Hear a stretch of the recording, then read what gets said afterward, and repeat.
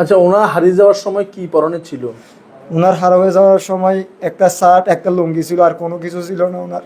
উনি খুশি নিয়ে যায় নাই। আচ্ছা, তো এখন আপনারা দয়া করে আমার বাবাকে খুঁজে পেতে আমাকে সাহায্য করুন। আচ্ছা, আপনারা তো সব জায়গায় খুঁজতেছেন। হ্যাঁ, আমরা সব জায়গায় খুঁজছি।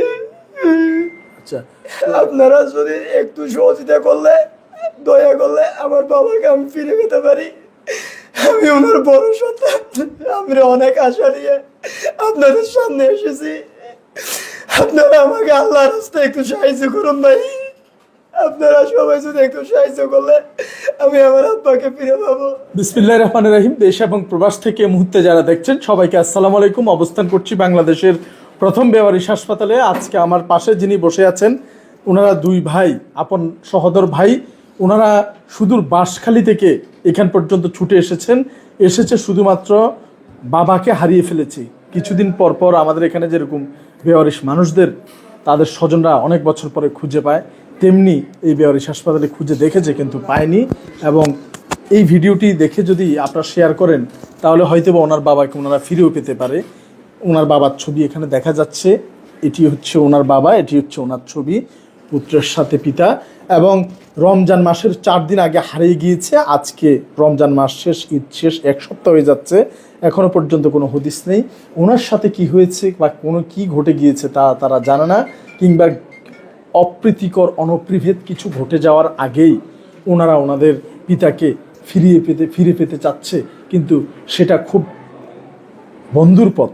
এই বন্ধুর উঁচু নিচু পথকে শুধুমাত্র সমান্তরাল করতে পারে না আপনারাই একটি শেয়ারের মাধ্যমে, অথবা ওনাকে যদি কেউ কোথাও দেখে থাকেন দয়া করে না, আবারও আমরা ছবিটি দেখাচ্ছি, ওনার সাথে যোগাযোগ করবেন।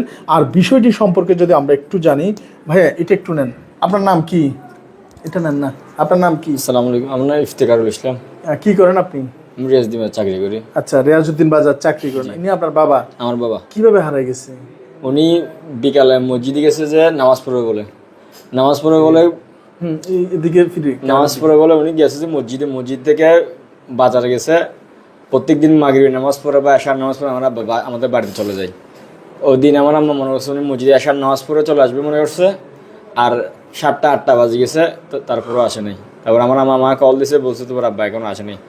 ওই দিন রাত্রে ওই আমার আত্মীয় স্বজনের বাসায় কল দিয়ে জিজ্ঞেস করছি, কারো কাছে যায়নি। এরপর দিন আমরা বাড়িতে গেছি, কোথায় করছে। আজকে 1 মাস 10 দিন হয়ে গেছে, 5 দিনের মতন হয়ে গেছে। আমার আব্বা এখনো আমরা পারিনি। এখন সবাই বলছে যে মানে এদিকে এখানে আসলে মোটামুটি আমরা হেল্প পাবো। আমরা এখানে আসার আগেও রাস্তাঘাটে চিটাং শহরে মেডিকেল গলিতে সব জায়গায় খুঁজতেছি, কেন এখনো পাইনি। অনেকে বলতেছেন শওকত ভাইয়ের কাছে আসতে। তারপর আমরা এখানে ওনার ঠিকানা নিয়ে ওনাদের সাথে ফোনে যোগাযোগ করে এখানে আসলাম। আচ্ছা, কেউ যদি কি আমার আব্বাকে পান তাহলে দয়া করে আমাদের এইখানে বা শওকত ভাইয়ের অফিসে যোগাযোগ করলে আমরা ওনাদেরকে ঠিকানা দিয়ে যাবো। আর আমার নাম্বারটা দিয়েছি 01888475169 আবার বলেন। 01888475169।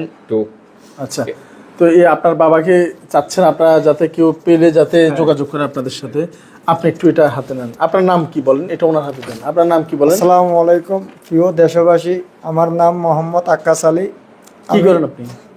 ব্যবসা করি আমি। আচ্ছা, তো যাই হোক, আপনার বাবা কবে হারিয়ে গেছে, কোন জায়গা থেকে হারিয়ে গেছে? আমার আব্বা রমজানের 7 দিন আগে হারিয়ে গেছে, আজকে 1 মাস 12 দিন। কোন জায়গা থেকে হারাইছে? আমার বাড়ি হচ্ছে বাঁশখালী, পশ্চিম পুশুরি, 11 নম্বর ইউনিয়ন। আচ্ছা, উনি কি মানসিক সমস্যা আছে? সামান্য মানসিক সমস্যা হয়েছে ওনার মাথায়। ওনাকে আমরা মেডিকেল ভর্তি করেছিলাম, 1 মাস 10 দিন মতো লাগছিলাম। এখান থেকে বাড়িতে নিয়ে গেছি। নিয়ে যাওয়ার পরে উনি 2-3 দিন আসছিল বাড়িতে। থাকার পরে উনি বলতেছে যে আমি নামাজ পড়বো, আসরের নামাজ। বাড়িতে গেছে, বাজারে গেছে। বাজারে যাওয়ার পরে উনি এদিন আর ফিরে আসে নাই। আমরা অনেক খুঁজছি, এমন কোনো জায়গা নাই যে আমরা খুঁজি নাই। শেষ পর্যন্ত আপনাদের এখানে আসা আমার। আচ্ছা, ওনার হারিয়ে যাওয়ার সময় কি পরনে ছিল? ওনার হারিয়ে যাওয়ার সময় একটা শার্ট একটা লুঙ্গি ছিল, আর কোনো কিছু ছিল না ওনার। উনি খুঁজে নিয়ে যায় নাই। আচ্ছা, তো এখন আপনারা দয়া করে আমার বাবাকে খুঁজে পেতে আমাকে সাহায্য করুন। আচ্ছা, আপনারা তো সব জায়গায় খুঁজতেছেন। হ্যাঁ, আমরা সব জায়গায় খুঁজছি। আচ্ছা, তো এখন এই যে উনি কি রাগ করে বাড়ি যেতে পারে নাকি? না, উনি রাগ করে বাড়িতে জায়গা যায় নাই, নামাজ পড়তে গেছিল বাজারে। আমাদের এমন কোনো ফ্যামিলি পিছনে, আমরা 2 ভাই 2 বোন। বোন দুনুটা বিয়ে দিয়ে দিয়েছি, ভাই দুনুটা আমরা বিয়ে করে ফেলছি।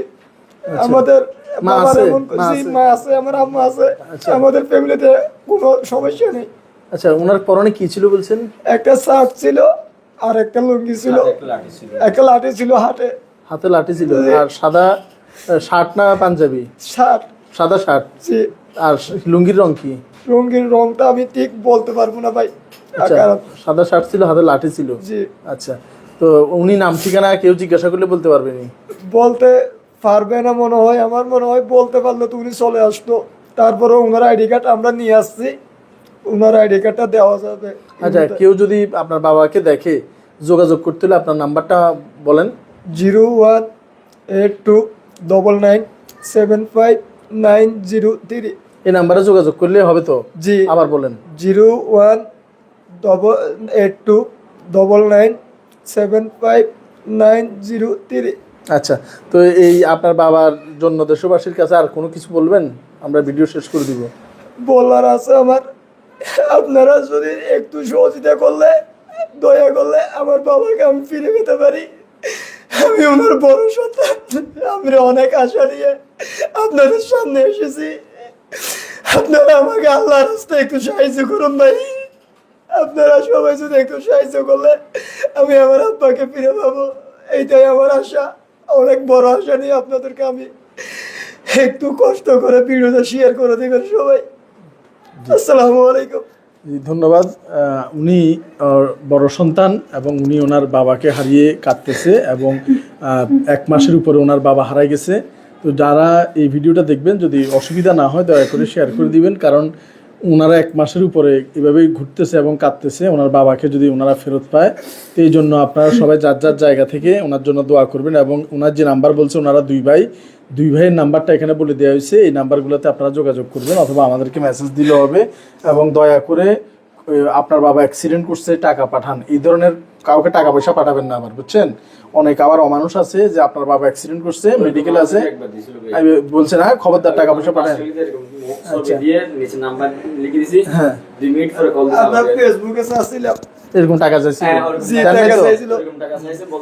আমি বলছি যে টাকা চাওয়ার পরে ছবি দেওয়ার জন্য, আমি কি টাকা দেবো, ঠিক আছে আমার আব্বা ছবি দাও, ছবি যদি দিতে পারো টাকা আমি দেবো, টাকা পয়সা সমস্যা পরে আর দেন নাই তো টাকা? না, টাকা দিই। এরকম অনেকে ফোন করবে, এগুলো আবার খেয়াল রাখেন।